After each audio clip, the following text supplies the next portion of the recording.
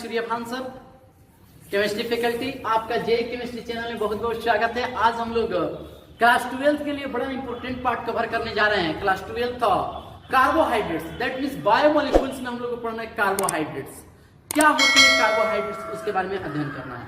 इससे पहले हम लोग इसको देखते हैं कि जे केमिस्ट्री सूर्यभान सर, और आपके सामने ये पुनः रिप्रेजेंटेशन है।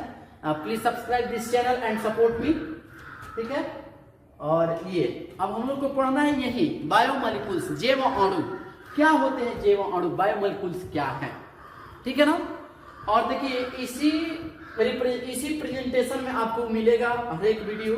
और कार्बोहाइड्रेट का नेक्स्ट पार्ट पढ़ने के लिए ये तो आपके सामने दिखाया जा रहा है, कार्बोहाइड्रेट स्टार्ट है, ठीक है ना। तो टोटल वीडियो इस पर यूट्यूब पर अपलोड नहीं होंगे। टोटल वीडियो के लिए आपको ऐप डाउनलोड करना पड़ेगा, जिस ऐप का नाम है MSc ऑनलाइन, MSc ऑनलाइन। इसको पहले आपको प्ले स्टोर से डाउनलोड करना होगा, और प्ले स्टोर से डाउनलोड करके उसमें देखना है फीचर क्या है, अब क्या प्रोसेस करना है। और ज्यादा सपोर्ट लेने के लिए जो भी प्रॉब्लम हो रहा है तो टेक्निकल टीम उसमें आपको नंबर दिया हुआ है, वहां से आप कांटेक्ट कर सकते हैं, ठीक है ना। चलिए हम अपने टॉपिक की तरफ चलते हैं। हम लोग को आज पढ़ना है बायोमोलिक्यूल्स में कार्बोहाइड्रेट क्या है। कार्बोहाइड्रेट देखिए ये एक कॉम्प्लेक्स ऑर्गेनिक कंपाउंड होते हैं, और जो हमारे जीवन के आधार को बनाते हैं उसी को क्या कहा जाता है, जैव अणु, बायोमोलिक्यूल्स के नाम से जाना जाता है। ध्यान दीजिएगा क्या है ये, तो यहाँ पर लिखा गया जैव अणु, that means biomolecules, way complex organic compound जो जीवन का आधार बनाते हैं, जैव अणु कहलाते हैं। जो जीवन का आधार बनाते हैं जैव अणु कहलाते हैं। अब देखिए ना, यहाँ पर कुछ महत्वपूर्ण जैव अणु बायोमोलिक्यूल्स निम्न है, जैसे कि कार्बोहाइड्रेट्स, ये बायोमोलिक्यूल्स का पार्ट है। प्रोटीन, वसा, ठीक है ना, कॉमन न्यूक्लिक एसिड, इसीलिए डीएनए और आरएनए आते हैं, ठीक है ना। हम पहले कवर करेंगे कार्बोहाइड्रेट्स। कार्बोहाइड्रेट्स क्या है इसको पहले हम लोग कवर करेंगे। तो चलिए इसके आगे हम लोग देखते हैं इसको क्या है कार्बोहाइड्रेट्स। ध्यान दीजिएगा, तो यहां पर कार्बोहाइड्रेट्स हम लोग पढ़ने जा रहे हैं। देखिए दोस्तों, कार्बोहाइड्रेट्स देखिए ये दो वर्ड से मिलकर, कार्बोहाइड्रेट दो वर्ड से मिलकर बने हुए हैं, एक कार्बन और एक हाइड्रेट। कार्बन मतलब होता है कार्बन, और हाइड्रेट मतलब होता है जल, माने कि पानी H2, दैट मीन्स अतः कार्बन के जलयोजित यौगिक को कार्बोहाइड्रेट कहते हैं। हम लोग को पता होता है कार्बोहाइड्रेट क्या है, तो ये कार्बोहाइड्रेट जो दो वर्ड से मिलकर बने हुए हैं, कार्बो मतलब कि कार्बन, हाइड्रेट माने कि जल, और अतः कार्बन के जलयोजित यौगिक को कार्बोहाइड्रेट कहा जाता है। तो कार्बोहाइड्रेट क्या है, तो कहिए कार्बन के जलयोजित यौगिक को क्या कहा जाता है, कार्बोहाइड्रेट कहा जाता है। चलिए नेक्स्ट हम लोग देखते हैं इसके आगे। अब देखना दोस्तों, यहाँ पर कार्बोहाइड्रेट के कार्य क्या है, कार्बोहाइड्रेट के फंक्शन क्या है, एक्शन क्या है। तो कार्बोहाइड्रेट के जैविक कार्य, बायोलॉजिकल एक्शन, वर्ग क्या है। देख भाई, कार्बोहाइड्रेट ये पौधों में कंकाल का निर्माण करते हैं। जो पौधे हैं, पेड़ पौधे हैं, उसमें 70% कार्बोहाइड्रेट्स होते हैं, ठीक है ना। 70% क्या होते हैं, कार्बोहाइड्रेट्स होते हैं। दैट मीन्स पेड़ पौधे जो हैं उनका कंकाल कार्बोहाइड्रेट से ही बनता है, मतलब निर्माण करते हैं ये कार्बोहाइड्रेट। स्पष्ट ना। कोशिका झिल्ली का निर्माण करते हैं, कोशिका झिल्ली जो है उसका फॉर्मेशन करते हैं। शरीर के ऊर्जा एवं उष्मा के मुख्य स्रोत होते हैं। कार्बोहाइड्रेट शरीर के जो ऊर्जा है और उष्मा है उसका क्या है, मुख्य ये स्रोत होते हैं, ठीक है ना। तो ये कार्बोहाइड्रेट के हम लोग एक्शन देखते हैं, वर्ग क्या है इस चीज को हम लोग देखें। चलिए नेक्स्ट हम लोग देखते हैं। यहां पर ध्यान दीजिएगा, मॉडर्न डेफिनेशन को देख रहे हैं। मॉडर्न डेफिनेशन क्या है, कार्बोहाइड्रेट के मॉडर्न डेफिनेशन क्या है, तो ध्यान दीजिएगा। पॉलीहाइड्रोक्सी एल्डिहाइड और कीटोन को कार्बोहाइड्रेट कहते हैं। पॉलीहाइड्रोक्सी मतलब वे ऑर्गेनिक कंपाउंड जिसमें OH समूह, हाइड्रोक्सी समूह 2 या 2 से अधिक हो, उसको कहते हैं पॉलीहाइड्रोक्सी। एल्डिहाइड ग्रुप हो, अच्छा है, कीटोन ग्रुप हो, उसी को कार्बोहाइड्रेट कहा जाता है। पॉलीहाइड्रोक्सी एल्डिहाइड और कीटोन को ही क्या कहते हैं हम लोग? कार्बोहाइड्रेट्स कहते हैं। ये होता है आपका आधुनिक डेफिनेशन, परिभाषा। स्पष्ट ना? अब ध्यान दीजिएगा, यहां पर फोकस करेंगे दोस्तों कि पॉलीहाइड्रोक्सी एल्डिहाइड और कीटोन को कार्बोहाइड्रेट कहते हैं। ये चीज हम लोग जान गए। अब इसका जो सामान्य सूत्र होते हैं इस पर जरा फोकस करेंगे। इसका सामान्य सूत्र CnH2nOn होता है। महत्वपूर्ण है, यहां से ऑब्जेक्टिव क्वेश्चन आ सकते हैं। ये मार्केबल पॉइंट है कि इसका सामान्य सूत्र, कार्बोहाइड्रेट का सामान्य सूत्र क्या होता है? तो CnH2nOn होता है। स्पष्ट ना? जैसे यहां पर जो पॉलीहाइड्रोक्सी एल्डिहाइड और कीटोन है उसमें आएगा आपका ग्लूकोज। ग्लूकोज में एल्डिहाइड ग्रुप होता है और ये 6 मेंबर्ड साइक्लिक फॉर्म में होंगे तो 6 मेंबर्ड रिंग बनाते हैं विथ ऑक्सीजन। स्पष्ट ना? तो ये ग्लूकोज, इनमें एल्डिहाइड ग्रुप होता है और OH समूह 4 होता है, इसलिए 4-5 होते हैं, इसलिए इसको हम लोग कहेंगे ये कार्बोहाइड्रेट है और ये पॉलीहाइड्रोक्सी एल्डिहाइड होते हैं। वैसे फ्रुक्टोज, इसमें कीटोनिक ग्रुप होता है, ketone C double bonded O होता है और फिर OH ग्रुप होता है। दैट पॉलीहाइड्रोक्सी ये कीटोन वाले हैं, इसलिए ये कार्बोहाइड्रेट है। आपके सामने स्टार्च है, सेलुलोज है, बहुत सारे एग्जांपल, ETC, बहुत सारे एग्जांपल हम लोग ले सकते हैं। ठीक है ना दोस्तों? और इसे CxH2O के होल वाई सूत्र से भी व्यक्त किया जा सकता है। सूत्र से भी व्यक्त किया जा सकता है। याद रहे, ये आपके एग्जाम में, 12th बोर्ड एग्जाम में पूछे जा चुके हैं, बहुत मेरे पूछे जा चुके हैं ये बोर्ड एग्जाम में ऑब्जेक्टिव के रूप में कि कार्बोहाइड्रेट को कैसे व्यक्त करते हैं, सूचित करते हैं। तो CxH2O के होल वाई से इसको रिप्रेजेंट किया जाता है, व्यक्त कर सकते हैं। लेकिन यहाँ पर अपवाद है, ये वाला जो है इस पर नहीं बैठता है, C6H12O5, ये एक अपवाद है। बाकी सभी कार्बोहाइड्रेट में ये अप्लाई हो जाते हैं, व्यक्त किया जा सकता है। यहाँ पर जो X है ये दोस्तों बताता है कार्बन की संख्या को और H2O के होल वाई है जो H2O की संख्या को बताता है। स्पष्ट ना? अब देखिए जरा, यहाँ ध्यान देंगे आप, नीचे वाला क्वेश्चन दिखाई दे रहा है या नहीं? स्रोत इसका देख रहा है। स्रोत देखिए, कार्बोहाइड्रेट के मुख्य स्रोत पौधे होते हैं। मुख्य स्रोत क्या होते हैं दोस्तों?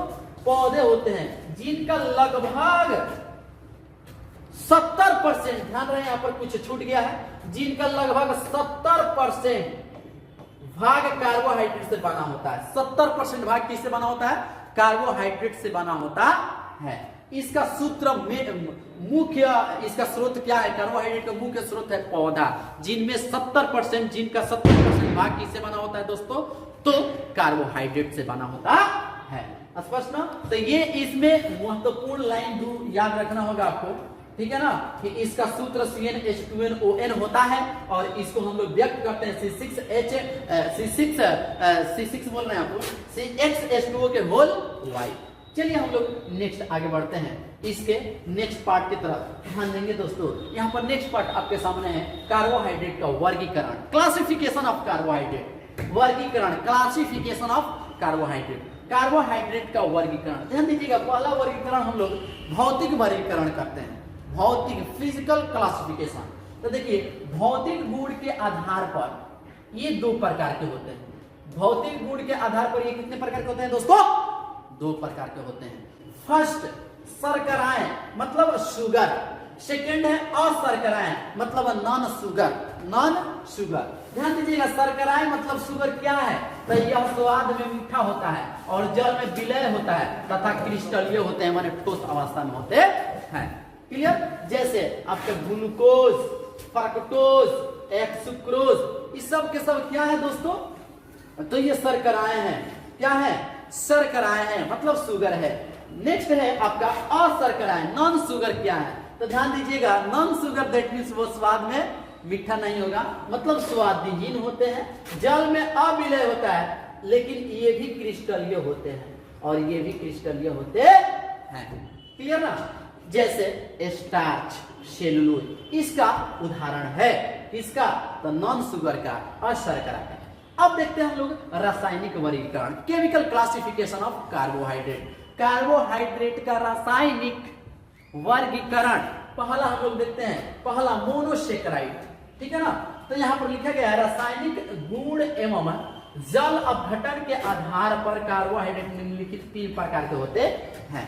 पहला होता है मोनोसेकेराइड, दूसरा ओलिगोसेकेराइड बोल सकते हैं या डाइसेकेराइड बोल सकते हैं, और तीसरा होता है पॉलीसेकेराइड। पॉलीसेकेराइड तो पहले हम लोग देखेंगे मोनोसेकेराइड को। ये मोनोसेकेराइड क्या है? देखिए यहाँ पर लिखा गया जल अपघटन के आधार पर इसका वर्गीकरण है। तो वे कार्बोहाइड्रेट जिनका जल अपघटन नहीं होता है, जिनका जल अपघटन नहीं हो, उसको हम लोग कहते हैं मोनोसेकेराइड। एग्जाम में पूछे जाते हैं कि निम्न में कौन मोनोसेकेराइड है, निम्न में कौन मोनोसेकेराइड है। ऑब्जेक्टिव क्वेश्चन पूछे जा सकते हैं यहाँ पर, ठीक है ना। तो सबसे पहले हम लोग देखते हैं मोनोसेकेराइड। इंग्लिश में इसका मोनोसेकेराइड होता है MONO सेकेराइड, मोनोसेकेराइड। मोनोसेकेराइड का हिंदी मोनोसेकेराइड होता है। ध्यान दीजिएगा, वे कार्बोहाइड्रेट जिनका जल अपघटन नहीं होता है, जिनका जल अपघटन नहीं हो, जिन्हें मोनोसेकेराइड कहते हैं। जिनका जल, वे कार्बोहाइड्रेट जिनका जल अपघटन नहीं होता है, उसी को हम लोग क्या कहते हैं? मोनोसेकेराइड कहते हैं। यह सरलतम कार्बोहाइड्रेट होता है, माने छोटा कार्बोहाइड्रेट होता है, जो जल में विलय होता है, माने जल में ही घुल जाता है। यह स्वाद में मीठा होता है। ये स्वाद में क्या होते हैं दोस्तों? मीठा होते हैं। तो ये रहा आपका मोनोसेकेराइड। अब इसके हम लोग उदाहरण की तरफ चलते हैं। ध्यान देंगे दोस्तों, उदाहरण क्या है और निष्ठ फंक्शन क्या है आपके सामने ध्यान दीजिएगा। यहां पर लिखा गया फंक्शन ग्रुप के आधार पर। अब हम लोग देख रहे हैं मोनोसेकेराइड के प्रकार। फंक्शन ग्रुप के आधार पर यह 2 प्रकार के होते हैं। देखिए मोनोसेकेराइड क्या है, तो हमने आपको बताया कि वे कार्बोहाइड्रेट जिनका जल अपघटन नहीं होता है, उसी को हम लोग क्या कहते हैं? मोनोसेकेराइड कहते हैं। जैसे ग्लूकोज हो सकता है, आपका एग्जांपल ग्लूकोज हो सकता है, फ्रुक्टोज हो सकता है। लेकिन इससे पहले कि आपको मैं समझाने की कोशिश कर रहा हूं कि जो मोनोसेकेराइड है ये भी यहाँ 2 प्रकार के हो सकते हैं। एक होता है अल्डोज, ठीक है ना, और एक होता है कीटोज। अल्डोज क्या है? तो कहेंगे यह पॉलीहाइड्रोक्सी एल्डिहाइड होता है। पॉलीहाइड्रोक्सी एल्डिहाइड होता है। अल्डोज क्या है? तो कहिएगा पॉलीहाइड्रोक्सी एल्डिहाइड को अल्डोज कहा जाता है। लेकिन एल्डिहाइड के जगह पर यदि पॉलीहाइड्रोक्सी कीटोन हो जाए तो उसको हम लोग कीटोन कहेंगे। पॉलीहाइड्रोक्सी एल्डिहाइड एल्डोज का उदाहरण है ग्लूकोज। चूंकि ग्लूकोज में एल्डिहाइड फंक्शनल ग्रुप पाया जाता है, लेकिन हम कह रहे हैं फ्रुक्टोज को कीटोज, क्योंकि इसमें कीटोन फंक्शनल ग्रुप पाए जाते हैं। क्लियर में? किसी कहीं कंफ्यूजन नहीं है दोस्तों। अब देखिए नेक्स्ट है इसमें ऑक्सीजन एवं कार्बन की संख्या के आधार पर इसको ट्राइओज, टेट्रोज, पेंटोज, हेक्सोज में बांटा जा सकता है या बांटा गया है। जैसे पहला देखिएगा यहाँ पर ये इसमें एल्डिहाइड ग्रुप है CHO सिंगल बॉन्ड COH और CH2OH, ठीक है ना दोस्तों। और यहाँ पर है आपका H। स्पष्ट? तो यहाँ पर जरा ध्यान देंगे, इसमें जो फंक्शनल ग्रुप है एल्डिहाइड है। दैट मींस ये जो उदाहरण है अल्डोज के है। किसके उदाहरण है? अल्डोज के उदाहरण है। बट यहाँ पर 3 कार्बन है, एक एल्डिहाइड का कार्बन, एक ये कार्बन, एक ये कार्बन, 3 कार्बन है, तो इसको अल्डो ट्राइओज कहेंगे। अल्डो ट्राइओज। यदि 4 कार्बन रहते हैं तो उसको हम लोग कहते हैं अल्डो टेट्रोज। 5 कार्बन रहते हैं तो अल्डो पेंटोज। 6 कार्बन रहते हैं तो अल्डो हेक्सोज कहते हैं, ठीक है ना। तो ये अल्डो ट्राइओज है, या इसी को ग्लिसरॉल्डिहाइड कहते हैं। इसी को हम क्या कहते हैं? ग्लिसरॉल्डिहाइड भी कहा जाता है। स्पष्ट ना? और इसमें ध्यान दीजिएगा, ये जो कार्बन है इस ग्रुप से जुड़ा हुआ है, OH ग्रुप है, इस ग्रुप से जुड़ा हुआ है जो कि एल्डिहाइड ग्रुप है, इस हाइड्रोजन से जुड़ा है जो कि हाइड्रोजन है, और ये अलग ग्रुप है। मतलब ये कार्बन से चारों ग्रुप अलग अलग ग्रुप है। इसलिए कहेंगे इसमें कायरल कार्बन एटम कितना है, तो कहेंगे कायरल कार्बन एटम की संख्या इज इक्वल टू 1 होगा। कायरल कार्बन एटम की संख्या कितनी होगी? 1 होगी। कोई कहे कायरल कार्बन एटम क्या है मास्टर, तो कहेंगे कि यदि कार्बन का चारों वाइलेंसी अलग अलग ग्रुप से जुड़ जाए ना, तो उसको कहेंगे कि वह जो कार्बन है वह कायरल है। जैसे ई कार्बन के 4 वाइलेंसी है, तो कहेगा तू, मान लो हम तुमसे कह दे कि यहाँ पर कुत्ता जुड़ गया है, हम तुमसे कह दे चला यहाँ पर बिल्ली जुड़ गई है, तुमसे कह दे यहाँ पर शेर, और तुमसे कह दे यहाँ पर सियार जुड़ गया है, ठीक है ना। तो बताओ ये कार्बन के चारों वाइलेंसी अलग अलग ग्रुप से जुड़ जाए ना, एटम से जुड़ जाए, तो कहेंगे कि ये कायरल है, ये कायरल कार्बन एटम होता है। स्पष्ट ना, आप समझ गए। दूसरा एग्जांपल देखते हैं। इसमें जो फंक्शनल ग्रुप है दोस्तों ना, कीटोन है, देखो C डबल बॉन्डेड O, तो इसमें 3 कार्बन है, 1 2 3, तो इसको कीटो ट्राइकोस कहते हैं, या इसका नाम होता है 1 हाइड्रोक्सी एसीटोन। देखिएगा इसका आईपीसी नेम 1 2 3, तो 1 नंबर पर हाइड्रोक्सी है और 3 नंबर पर हाइड्रोक्सी है, तो कहेंगे 1,3 डाई हाइड्रोक्सी एसीटोन। और इसमें जो कायरल कार्बन एटम होता है, कायरल कार्बन एटम 0 होता है, क्योंकि ये कार्बन डबल बॉन्ड बनाया है, तो डबल बॉन्ड वाला और ट्रिपल बॉन्ड वाला कार्बन तो कायरल होबे नहीं करेगा। इसके पास 2 हाइड्रोजन सेम हो रहा है, इसलिए ये नहीं होंगे। इस कार्बन के पास भी 2 हाइड्रोजन सेम हो रहे हैं, इसलिए ये भी कायरल के उदाहरण नहीं होंगे, कायरल कार्बन एटम नहीं होंगे। स्पष्ट ना? तो ये हम लोग देखें फंक्शन ग्रुप के आधार पर कार्बोहाइड्रेट के प्रकार, जो कि अल्डोज और कीटोज में बांटा गया है। और यहाँ पर ऑक्सीजन का और ऑक्सीजन एवं कार्बन की संख्या के आधार पर इसको ट्राइकोस, टेट्रोज, पेंटोज, हेक्सोज के रूप में बांटा गया है। चलिए नेक्स्ट कवर करते हैं हम लोग। इसके आगे क्या है ध्यान दीजिएगा। अब यहाँ पर और भी उदाहरण लिए गए हैं अल्डोज और कीटोज का। देखिए इसमें एल्डिहाइड ग्रुप है CHO और कार्बन की संख्या 1 2 3 4 5 6 है, इसलिए इसको हम लोग कहेंगे अल्डिहाइड ग्रुप है, तो अल्डो। 6 कार्बन है तो हेक्सोज, ठीक है ना। यही ग्लूकोज का स्ट्रक्चर है। और इसमें कायरल कार्बन एटम कई बार पूछे गए आपके 12th बोर्ड एग्जाम में कि कायरल कार्बन एटम की संख्या कितनी होती है, तो ध्यान रहे 4 होती है। कैसे होती है, तो ये जो कार्बन है इस ग्लूकोज का, इस कार्बन से ये ग्रुप अलग है, ये ग्रुप अलग है, हाइड्रोजन है ये अल्कोहल ग्रुप है। ऊपर जो है आपका एल्डिहाइड ग्रुप है, नीचे वाला पार्ट कुछ अलग ग्रुप है, टोटल अलग है, इसलिए ये कायरल है। चलिए वैसे ही ये यहां पर OH होगा दोस्तों, ठीक है ना। यहां पर आपका जो होगा, यहां पर जो आपका होगा OH होगा, ठीक है ना। यहां पर आपका क्या होगा, OH एक छूट गया है, ठीक है। और ये भी कार्बन अलग अलग से जुड़ा हुआ है, ये हाइड्रोजन है, ये OH समूह है, ऊपर टोटल अलग है और नीचे टोटल अलग है, तो ये भी आपका कायरल होंगे। यहाँ पर भी ये भी OH हाइड्रोजन और ये पूरा पार्ट अलग और ऊपर वाला पार्ट अलग है, तो ये भी कायरल है, ये भी आपका कायरल है। तो 1 2 3 4 कायरल है। स्पष्ट ना। इस यही फार्मूला किसका होता है बाबू मेरे, ग्लूकोज का होता है। ग्लूकोज का फार्मूला क्या होता है, एक बार फिर से देखते हैं। ग्लूकोज एल्डिहाइड ग्रुप CHO, नीचे वाला कार्बन के पास राइट साइड में OH और फिर लेफ्ट साइड में हाइड्रोजन, फिर लेफ्ट साइड में OH और राइट साइड में हाइड्रोजन। उसके बाद प्रत्येक कार्बन पर राइट साइड में अल्कोहल होता है और लेफ्ट साइड में क्या होता है, हाइड्रोजन होता है और नीचे CH2OH होता है। ये होता है आपका ग्लूकोज का स्ट्रक्चर। ओपन खुली श्रृंखला होती है ग्लूकोज का। स्पष्ट ना। अब उसी के बगल में यहाँ पर कीटोन है, तो इसको हम लोग करते हैं कीटो हेक्सोज, जो कि फ्रुक्टोज होता है, जो कि क्या होता है, फ्रुक्टोज होता है। देखिए यहाँ पर OH समूह है और यहाँ पर C डबल बॉन्डेड O और फिर लेफ्ट साइड में OH है, राइट साइड में सब OH है। तो यहाँ पर आप जरा ध्यान देंगे, यहाँ पर कायरल एटम की संख्या को चेक करते हैं। तो यहाँ पर तो इस कार्बन के पास 2 हाइड्रोजन सेम है, जो कि अलग अलग होना चाहिए, वो नहीं है। Carbon double bond triple bond वाले तो कभी भी कार्बन नहीं, कायरल कार्बन एटम नहीं हो सकते हैं। तीसरा यहाँ पर ये हाइड्रोजन अलग, OH अलग, ऊपर वाला पार्ट अलग और टोटल नीचे वाला पार्ट भी अलग, तो ये कायरल है। यहाँ पर ये भी कायरल है, ये भी कायरल है, ये कायरल नहीं है, इसलिए कायरल कार्बन एटम की संख्या इसमें कितनी होगी, 3 होगी। तो आपके एग्जाम में ग्लूकोज में कायरल कार्बन एटम की संख्या पूछी जा चुकी है कि 4 होती है, ठीक है ना। अब आपसे कहा फ्रुक्टोज में कितना होता है दोस्तों, तो याद रखना 3 होता है।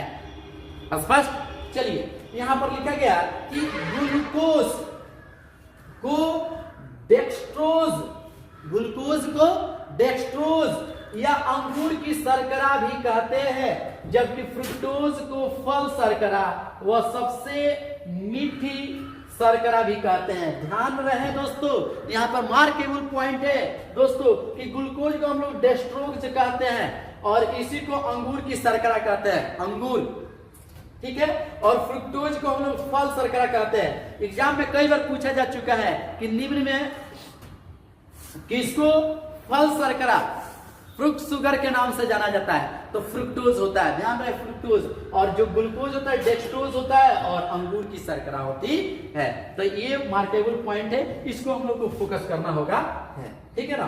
कार्बोहाइड्रेट को सेकेराइड भी कहते हैं, कार्बोहाइड्रेट को हम लोग क्या कहते हैं, सेकेराइड कहते हैं, जिसका अर्थ मीठा स्वाद वाला होता है, जिसका अर्थ क्या होता है, मीठा स्वाद वाला होता है। तो इसको आप राइट डाउन कर सकते हैं, स्पष्ट ना। चलिए हम लोग नेक्स्ट देखते हैं। इसमें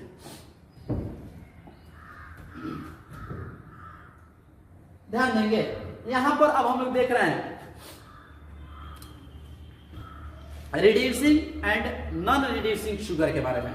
ध्यान देंगे, अपचायक और अनअपचायक शर्करा, reducing and non reducing sugar, reducing and non reducing sugar, ये क्या है जरा ध्यान देंगे। जो अपचायक शर्करा होते हैं, रिड्यूसिंग शुगर जो होते हैं, ध्यान रहे, यह फेलिंग सॉल्यूशन व टॉलेंस रिएजेंट को अपचायित करते हैं। ये क्लासरूम में आपको पढ़ा दिया गया है दोस्तों, टॉलेंस रिएजेंट क्या है और फेलिंग सॉल्यूशन क्या है। हम जब टेस्ट आपको पढ़ा रहे थे एल्डिहाइड का, कार्बोक्सिलिक एसिड का, अल्कोहल का, तो इसमें सब चीज हम लोग कवर कर चुके हैं, oxidation of aldehyde and ketone या अल्कोहल, ठीक है ना।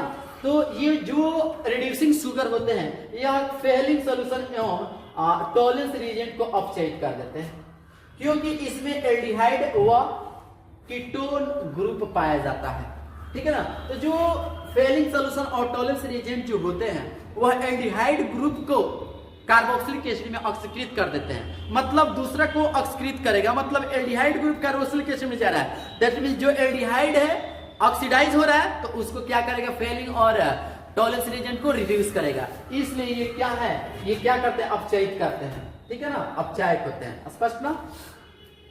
कीटो ग्रुप पाया जाता है, जैसे glucose, fructose, galactose, maltose, lactose, स्पष्ट ना। माल्टोज एक ऐसा कार्बोहाइड्रेट होता है जिसके जल अपघटन से केवल ग्लूकोज मिलता है, केवल क्या देता है, ये ग्लूकोज देता है। ये ध्यान रहे, मार्केबल बात है कि माल्टोज के जल अपघटन से केवल क्या मिलता है दोस्तों, ग्लूकोज मिलता है, स्पष्ट ना। क्वेश्चन आ सकता है कि नींद में किसके जल अपघटन से केवल सिर्फ ग्लूकोज प्राप्त होता है, तो ध्यान रहे माल्टोज, स्पष्ट ना।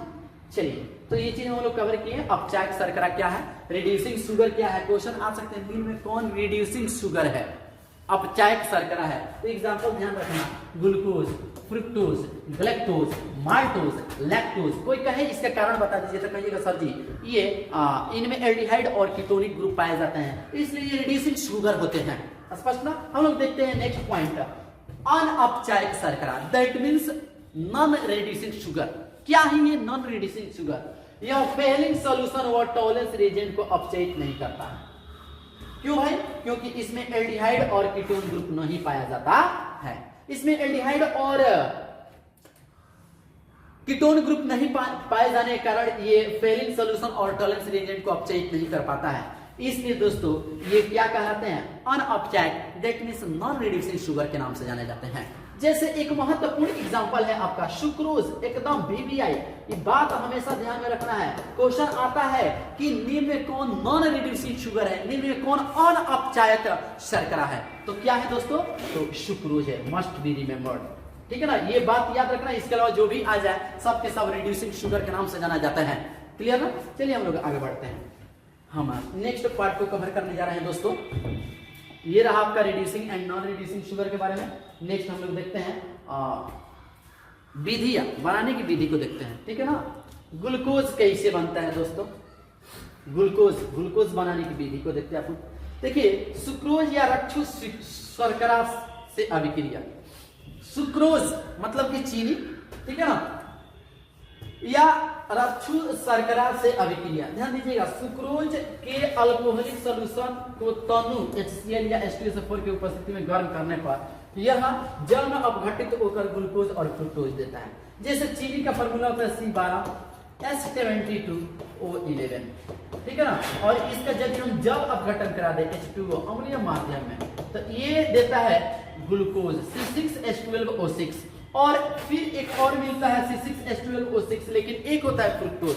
इसमें एल्डिहाइड ग्रुप पाया जाता है और इसमें कीटोन ग्रुप पाया जाता है। ग्लूकोज में एल्डिहाइड ग्रुप पाया जाता है और फ्रुक्टोज में कीटोनिक ग्रुप पाया जाता है। दोनों का मॉलिक्यूलर फार्मूला सेम है, C6 तो C6, H12 तो H12, O6 तो O6, ठीक है ना। बट इसमें एल्डिहाइड ग्रुप और इसमें कीटोन ग्रुप पाए जाते हैं, ठीक है ना। चलिए नेक्स्ट देखते हैं हम लोग स्टार्च के निर्माण। चलिए ध्यान दीजिएगा, स्टार्च औद्योगिक निर्माण, ध्यान दीजिएगा, ध्यान दे।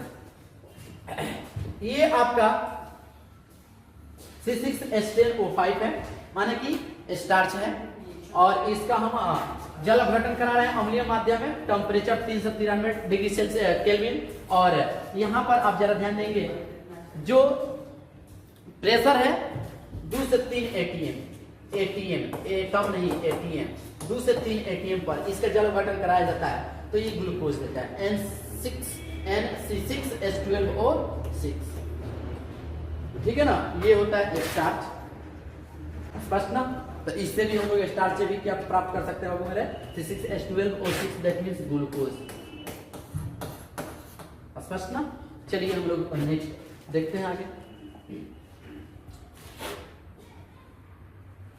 हम लोग देख रहे हैं बाबू स्ट्रक्चर ऑफ ग्लूकोज, ग्लूकोज की संरचना। ग्लूकोज की संरचना क्या होती है, तो हमने आपको बता रखा है कि CHO ग्रुप ऊपर, ठीक है ना, फिर C और राइट साइड में H, लेफ्ट साइड में H और राइट साइड में OH, फिर C लेफ्ट साइड में OH और राइट साइड में H, और उसके बाद जितना भी कार्बन आएगा सब में OH राइट, सब में OH किसमें बाबू, राइट साइड में, और लेफ्ट साइड में क्या हो जाएगा, हाइड्रोजन हो जाएगा। यही आपका क्या हो जाता है, यहाँ पर नहीं होगा, ठीक है ना, क्योंकि इसी में इंक्लूड कर लिया गया है। तो ये क्या हो जाएगा, आपका ग्लूकोज की संरचना है। और इसी चीज को यहाँ पर ध्यान दीजिएगा, कार्बन 1 2 3 4 है, तो इसी चीज को CHO और यहाँ पर कर सकते हैं CHOH के होल 4, ठीक है ना, नीचे CH2OH, ठीक है ना। तो इस तरह से भी लिखाया जा सकता है। तो ग्लूकोज की एक खुली श्रृंखला ओपन चेन स्ट्रक्चर होती है, स्पष्ट ना, किसी को कहीं कंफ्यूजन नहीं है, ठीक है। अब ध्यान दीजिएगा, इसके नीचे देखते हैं हम लोग ग्लूकोज की उपयुक्त संरचना, उपरोक्त माने ऊपर वाले संरचना निम्न प्रमाणों पर आधारित है। कैसे आधारित है भाई, देखिए ग्लूकोज का अणु सूत्र क्या होता है बाबू, ये एग्जाम में पूछे जा सकते हैं, ये बेसिक टर्म है सब। ग्लूकोज का जो अणु सूत्र होता है वह होता है C6H12O6। आपसे सुक्रोज या शुगर का अणु सूत्र पूछ दे तो कहिएगा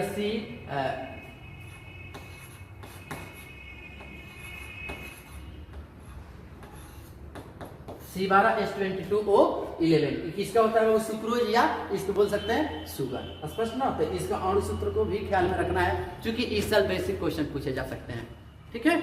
और यही आपका ग्लूकोज का है या फ्रुक्टोज, दोनों का क्या होता है, ये फार्मूला, मॉलिक्यूलर फार्मूला होता है। लेकिन दोनों में डिफरेंट है कि ग्लूकोज में एल्डिहाइड फंक्शन ग्रुप पाए जाते हैं, जबकि फ्रुक्टोज में कीटोन फंक्शन ग्रुप पाए जाते हैं। यहाँ पर ये भी क्वेश्चन आपसे पूछे जा सकते हैं कि ग्लूकोज में कायरल कार्बन एटम की संख्या कितनी होती है, तो आपको बताया गया 4 होती है, लेकिन फ्रुक्टोज की बात करें तो कितनी होती है, 3 होती है, स्पष्ट ना। चलिए हम लोग आगे बढ़ते हैं इसके आगे। तो ये देखें हम लोग ग्लूकोज की स्ट्रक्चर, ठीक है ना। अब ध्यान दीजिएगा, ग्लूकोज की स्ट्रक्चर हो गई, ठीक है। अब देखिए कार्बोनिल ग्रुप क्या है, जरा ध्यान देंगे। एल्डिहाइड और कीटोन, बेसिकली एल्डिहाइड और कीटोन जिन ऑर्गेनिक कंपाउंड में उपस्थित होती है उसी को हम लोग कार्बोनिल ग्रुप कहते हैं। जिनमें एल्डिहाइडिक ग्रुप और कीटोनिक ग्रुप रहे उसी को हम लोग क्या कहते हैं बाबू, तो कहते हैं उसको carbonyl compound. That means sir aldehyde group तो आपने बताया कि ग्लूकोज में होता है, बिल्कुल होता है दोस्तों, और फ्रुक्टोज में सर तो कीटोन होता है, बिल्कुल होता है। दैट मीन्स ये क्या है, कार्बोनिल कंपाउंड है, चूंकि एल्डिहाइड और कीटोन इसमें उपस्थित है। अब हम लोग देख रहे हैं कार्बोनिल ग्रुप की उपस्थिति, मतलब कहने का मतलब यहाँ पर क्या है कि आखिर सर ग्लूकोज और फ्रुक्टोज में एल्डिहाइड ग्रुप होते हैं, ग्लूकोज और फ्रुक्टोज में एल्डिहाइड ग्रुप होते हैं या कीटोन ग्रुप होते हैं, तो इसको कैसे हम लोग पता लगाएंगे दोस्तों, कैसे पता लगाएंगे? ध्यान दीजिएगा, जैसे ये एल्डिहाइड ग्रुप है CHO, इसी को एक्सपांड करके लिखा गया है तो कंफ्यूज होने की आवश्यकता ना है। ये ना कि आप सोचिए कि ये कीटोन है सर, यार ये कीटोन कब होता है? जब ये भी वैलेंसी कार्बन से जुड़ा होता है, हाइड्रोजन से जुड़ा है, इसलिए क्या है? एल्डिहाइड है। स्पष्ट ना? तो एल्डिहाइड है सर, तो ये ग्लूकोज है। ऑफ कोर्स ये आपका जो सूत्र स्ट्रक्चर लिखाया गया है, दिखाया गया है, ये ग्लूकोज का होता है। और इसकी पहचान कैसे होती है? जब H2NOH से कराया जाता है, दैट मींस हाइड्रोक्साइल एमीन से कराते हैं, हाइड्रोक्साइल एमीन से कराते हैं, तो दोस्तों क्या होता है? यहां से H2 निकल जाता है, यहां से क्या निकल जाता है? H2 निकल जाता है, और ज्यों का त्यों यहां पर ये चीज आ जाता है, और ये चीज डबल बॉन्ड के साथ जाकर के इसमें चिपक जाता है। दैट मींस यहां पर सर एकदम हाई स्ट्रक्चर सेम, बिल्कुल मेरे दोस्त, ये स्ट्रक्चर एकदम सेम, बट यहां पर डिफरेंट हुआ है। क्यों? क्योंकि यहां से हाइड्रोजन 2 और H2O यहां से आउट हो गया है, H2O यहां से निकल गया है, और ये चीज इतना चीज जाकर के इसमें सट गया। देखो ठीक है ना? तो ये बता रहा है कि ये हाइड्रोक्साइल एमीन से अभिक्रिया करके ये क्या कर रहा है बाबू? ये नेक्स्ट कंपाउंड का, ऑर्गेनिक कंपाउंड का निर्माण कर रहा है। इसमें पता चल रहा है कि इसमें एल्डिहाइड कार्बोनिल ग्रुप उपस्थित होता है ग्लूकोज में। स्पष्ट ना? इसी प्रकार हम लोग देखते हैं नेक्स्ट।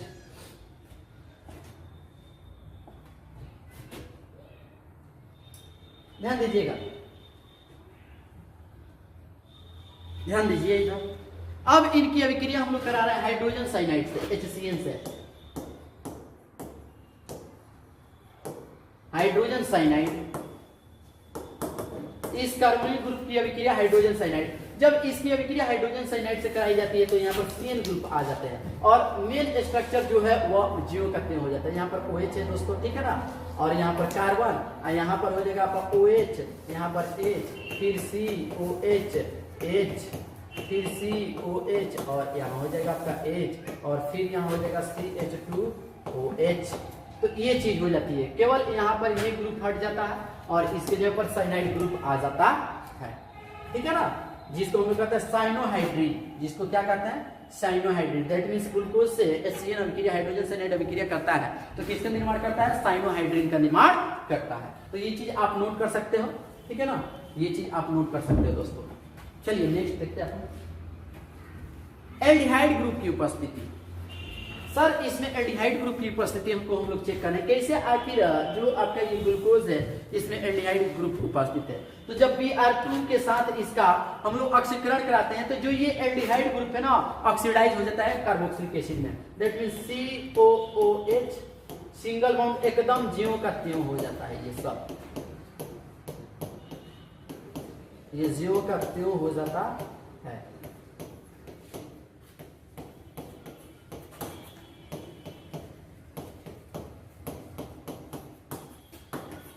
ठीक है ना? जिसको हम लोग कहते हैं ग्लूकोनिक एसिड। ये आपका ग्लूकोज है,